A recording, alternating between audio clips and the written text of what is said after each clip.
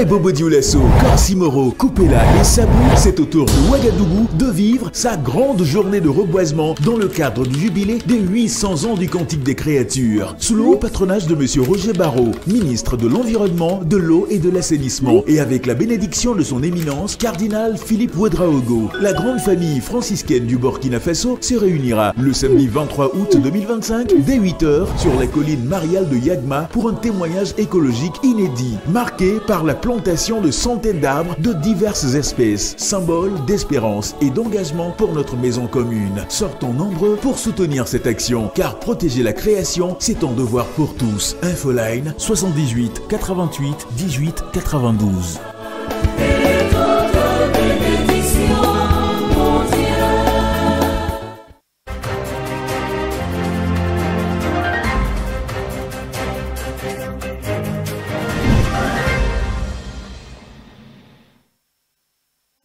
Au nombre des caniveaux défectueux de la ville de Ouagadougou s'ajoute celui situé à proximité du marché de Katria. Un ouvrage censé faciliter la vie des habitants se transforme en une menace du fait de son état endommagé et hors d'usage. Le vrai supplice, c'est surtout en cette saison hivernale où il constitue un véritable danger. À bout, les habitants de cette zone s'expriment au micro de Faso Green TV. Restez avec nous pour plus de détails. Bonsoir à vous, chers téléspectateurs. Bienvenue dans l'univers environnemental et merci de nous choisir pour vous informer. L'agriculture est reconnue comme un pilier important à l'atteinte de l'autosuffisance alimentaire. Et cela, le gouvernement burkinabé l'a bien compris et a entrepris des actions visant à moderniser ce secteur.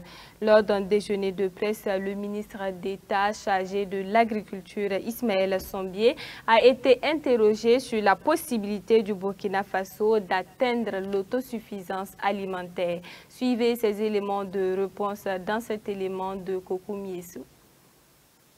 L'autosuffisance alimentaire est-elle possible pour le Burkina? La question a été posée lors d'un déjeuner de presse au ministre d'État chargé de l'agriculture. Le commandant Ismaël Sombier de répondre que le Burkina Faso vise l'autosuffisance alimentaire à travers un programme phare dénommé Offensive agro-pastorale et halieutique dont les résultats sont déjà tangibles sur le terrain. Une production céréalière record de plus de 6 millions de tonnes a été annoncée pour la campagne récente et une plus grande mécanisation du secteur agricole est en cours pour atteindre cet objectif. Pour le maïs, nous avons fixé un objectif au niveau de l'offensive de 2 millions de tonnes de maïs qui équivaut à ce qu'il faut pour satisfaire le besoin à date au plan national, même s'il évolue chaque année en fonction de l'évolution démographique.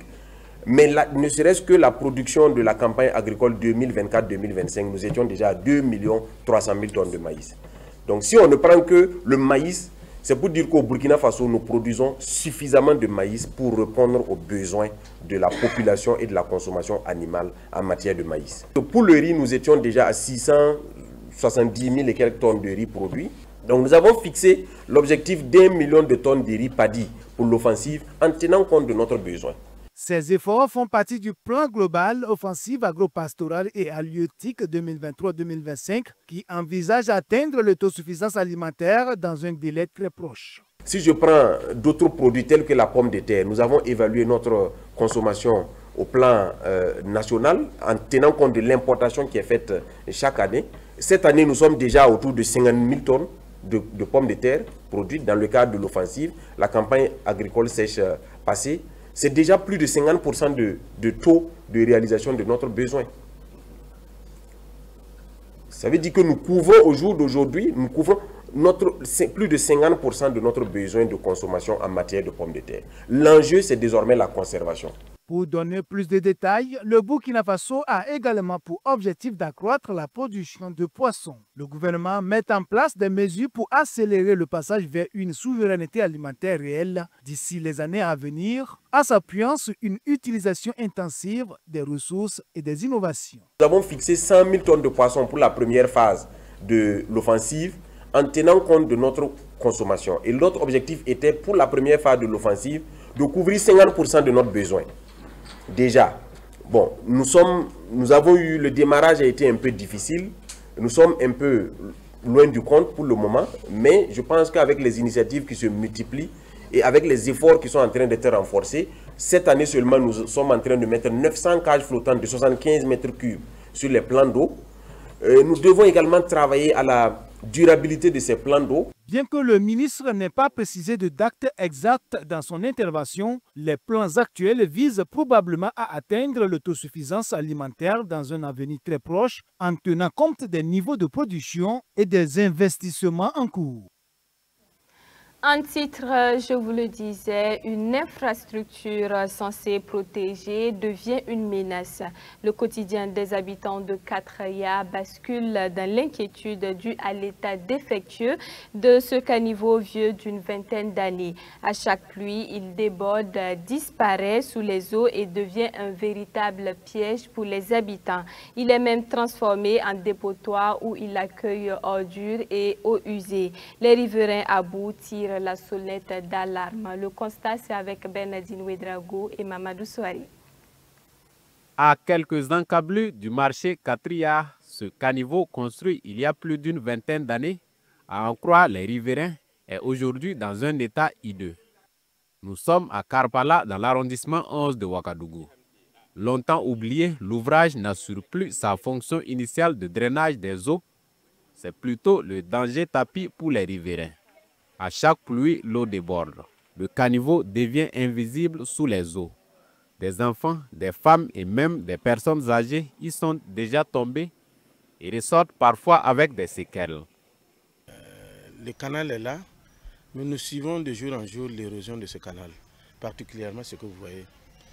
Il faut reconnaître qu'au départ, il y a 2 ans que les dalles sont commencées à tomber. Parce que l'eau est passée à contourner derrière les dalles, creuser des trous et puis amener. Quand il pleut vraiment, il n'y a plus de voie, il n'y a plus d'accès. On ne sait pas le trou, le caniveau, il est où. On ne sait même pas parce que l'eau déborde carrément et il y a une inondation qui est là. Bon, nous qui sommes aux abords, c'est difficile. Souvent même on pleure les passants parce que nous on est obligés souvent de sortir les guider. Et pourtant, la mairie du dit arrondissement est bien au courant de la situation, soutiennent ses riverains. Des visites ont même été effectuées, mais toujours le statu quo. En attendant la réaction des services habilités, Seydou Kaboré, résident de ce quartier, a tenté de raccommoder une partie du caniveau avec les moyens de bord. Mais à chaque forte pluie, ses efforts sont anéantis. Le béton s'effrite, les pierres sont emportées. Ce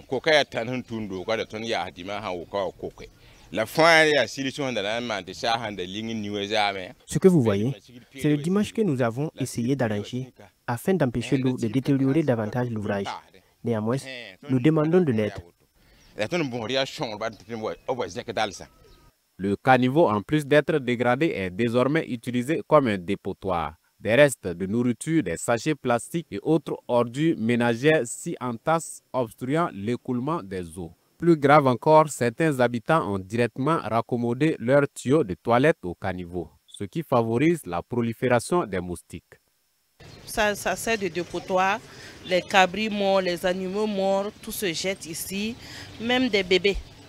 Même des bébés, on a abandonné un bébé il y a quelques années, de cela 1 an et demi comme ça, on a abandonné un bébé et vraiment c'était pas joli. Ce sont donc des riverains désespérés qui lancent un appel aux autorités compétentes face à cette situation qui dure depuis 2 ans maintenant. Ils souhaitent la réhabilitation urgente de ce caniveau avant que le pire ne se produise. Dans sa mission régalienne, la brigade Labal s'est rendue dans le quartier Amdalaï, assise dans l'arrondissement 2 de la ville de Ouagadougou. Sur place, la brigade a sensibilisé et invité les habitants à rendre leur cadre de vie salubre. Ils ont également été sommés d'arrêter toute pratique d'élevage dans ce quartier, car l'élevage en pleine ville est formellement interdit. Colette Thiboudou vous en dit plus.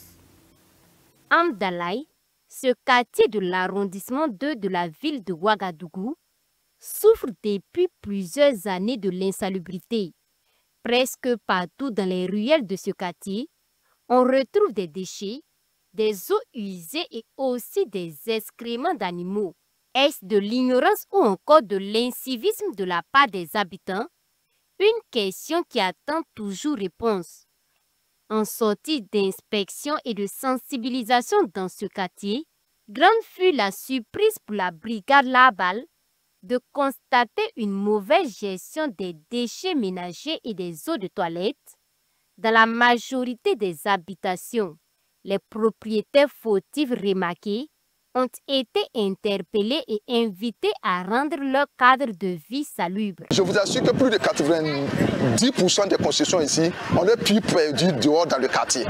Voilà, les eaux usées, les eaux de toilette, tout rentre dans ces puits perdus. Et c'est de nous des moustiques. Qui dit moustique dit des maladies. Tout le monde sait qu'il y a le paludisme, il y a la dengue et tout ça, c'est des moustiques qui transmettent ça. Voilà, donc nous avons l'obligation, comme on l'a dit dès le départ, à travers la brigade Labal, l'ordre et la discipline doivent régner. Je dois dire de vider la fosse là, bon, qu'on doit faire ça dedans, que c'est pas dehors là qu'on doit faire ça.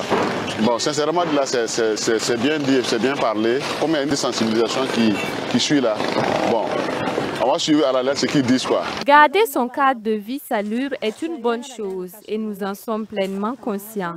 C'est vrai que dans ce quartier, la bonne gestion des déchets et des eaux usées reste encore un problème majeur, mais avec la sensibilisation de la brigade Labal, dorénavant, nous allons changer car de toutes les façons, c'est notre santé qui en dépend. Nous prenons l'engagement de creuser des puits perdus dans nos concessions dès à présent. L'autre phénomène à la peau dure dans ce quartier est celle de la divagation des animaux. Malgré l'octroi de parcelles aux éleveurs de ce quartier à Yagma, rien n'y fit. Ils continuent leur activité d'élevage en violation des réglementations en vigueur. La brigade Labal a donc sommé ses éleveurs à trouver le plus tôt possible une solution et à mettre fin à la pratique de l'élevage en pleine ville. C'est pas dans les 6 mètres, même à l'intérieur de la cour, là, les animaux ne doivent pas être là-bas. La cour, là, ça fait pourquoi? Votre cour, là, ça fait pourquoi? L'habitation. C'est fait pour l'habitation, non? Oui. Est-ce que c'est fait pour élever des animaux? Non. Donc vous ne pouvez pas nous dire que vous les avez fait sortir pour pouvoir arranger puis les faire rentrer dedans. Donc nous, on est là aujourd'hui, là. Voilà. On est là, c'est la brigade Labal. Oui, donc, les animaux, là, vous devez chercher un endroit, élever vos animaux. Voilà, le quartier est bon. Les animaux aussi, on va les faire sortir, on met dans les zones d'élevage et puis en milieu urbain comme ça, on va plus élever. Il faut rappeler que c'est la deuxième sortie de la brigade dans le quartier Amdalaï.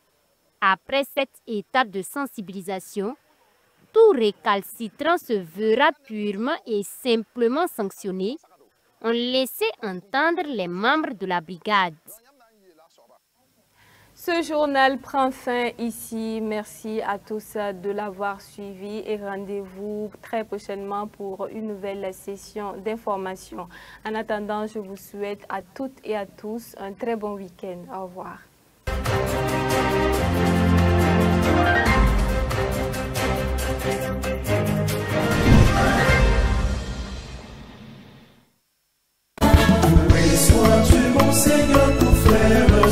Après Bobo Dioulasso, Corsimoro, Coupella et Sabou, c'est au tour de Ouagadougou de vivre sa grande journée de reboisement dans le cadre du jubilé des 800 ans du Cantique des Créatures, sous le haut patronage de M. Roger Barrault, ministre de l'Environnement, de l'Eau et de l'Assainissement, et avec la bénédiction de son éminence, cardinal Philippe Ouedraogo. La grande famille franciscaine du Burkina Faso se réunira le samedi 23 août 2025 dès 8h sur la colline mariale de Yagma pour un témoignage écologique inédit, marqué par la plantation de centaines d'arbres de diverses espèces, symbole d'espérance et d'engagement pour notre maison commune. Sortons nombreux pour soutenir cette action, car protéger la création, c'est un devoir pour tous. Infoline 78 88 18 92.